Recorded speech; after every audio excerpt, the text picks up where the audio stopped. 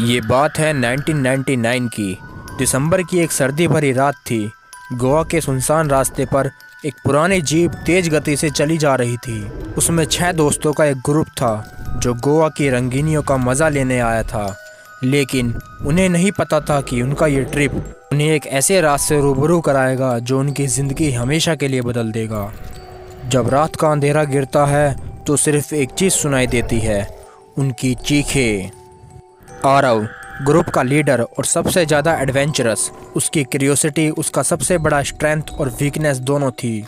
निशा, एक इंटेलिजेंट और लॉजिकल लड़की जो सुपरनैचुरल चीज़ों पर बिल्कुल भी विश्वास नहीं करती थी। कबीर, एक फियरलेस और डेयरिंग लड़का जो हमेशा अपने दोस्तों की सुरक्षा के लिए खड़ा रहता था। रिया, सेंसिटिव और स्पिरिचुअल जो हमेशा अपने दिल की बात सुनती थी। समीर, फनी और लाइट हार्टेड लड़का जो हमेशा ग्रुप का मूड बनाता था। पूजा, एक ड्रीमी लड़की जो अपने सपनों की दुनिया में ही खोई रहती थी। ये सभी दोस्तों का ग्रुप एक छोटे से रेस्टोरेंट में स्टे कर रहा था। रात को उन्होंने प्लान बनाया कि बीच पर बोनफायर करेंगे। जीप लेकर सब एक रिमोट बीच की तरफ निकल गए। रास्ते में उन्हें एक पुरानी और सुनसान हवेली दिखी जो जंगल के बीचों बीच में थी।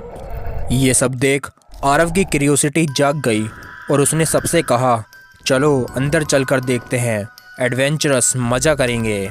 रिया ने मना किया, ये जगह ठीक नहीं लगती, कुछ अजीब सी वाइब आ रही है। लेकिन कबीर और समीर ने मजाक उड़ा दिया, क्या रिया, तू भी अब भूत प्रेत पर विश्वास करेगी? सब मिलकर हवेली के अंदर गए। हवेली के अंदर का माहौल ठंडा और अजीब था। दीवारों पर पुरानी पेंटिंग थी और एक बड़े से हॉल में एक पुराना पियानो पड़ा हुआ था। पूजा पियानो बजाने लगी, लेकिन जैसे ही पहला सुर बजा एक तेज चीख की आवाज़ आई। सब घबरा गए और भागकर एक दूसरे हॉल में चले गए। वहाँ उन्हें एक पुरानी डायरी मिली।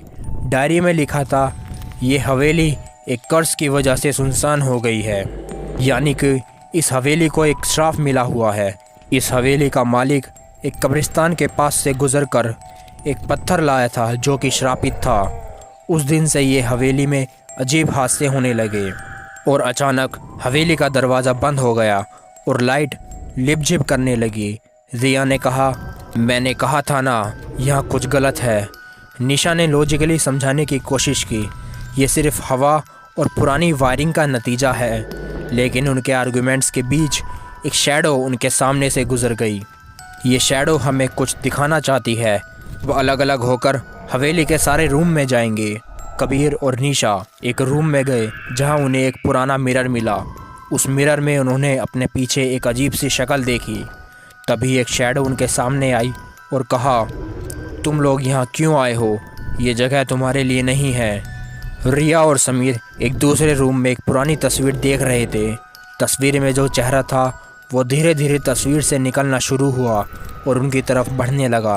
पूजा और आरव एक बेसमेंट में गए जहां उन्हें वो पत्थर मिला।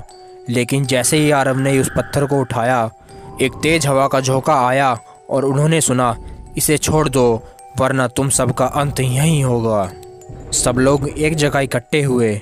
शैडो उनके सामने आई और कहा, अगर तुमने ये पत्थर ले जाने की कोशिश की तो तुम सबका अंत निश्चित है। आरव ने पत्थर वापस रख दिया, लेकिन दरवाज़ा तब भी नहीं खुला।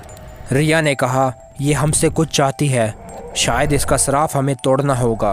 तभी शैडो ने उन्हें कहा कि अगर वो अपने एक दोस्त की बलि देते हैं तो ये श्राप ख़त्म हो जाएगा। आरव ने कहा, मैं अपनी जान देने के लिए तैयार हूँ। लेकिन जैसे ही आरव आगे बढ़ा, शैडो गायब हो गई और दरवाजे खुल गए। सब लोग हवेली से बाहर निकले और अपनी जीप में जाकर बैठ गए। लेकिन जैसे ही जीप स्टार्ट हुई, उन्होंने देखा कि पूजा उनके बीच नहीं थी। हवेली की एक विंडो से पूजा उन्हें देख रही थी। उसकी आंखों में एक अजीब सी चमक थी।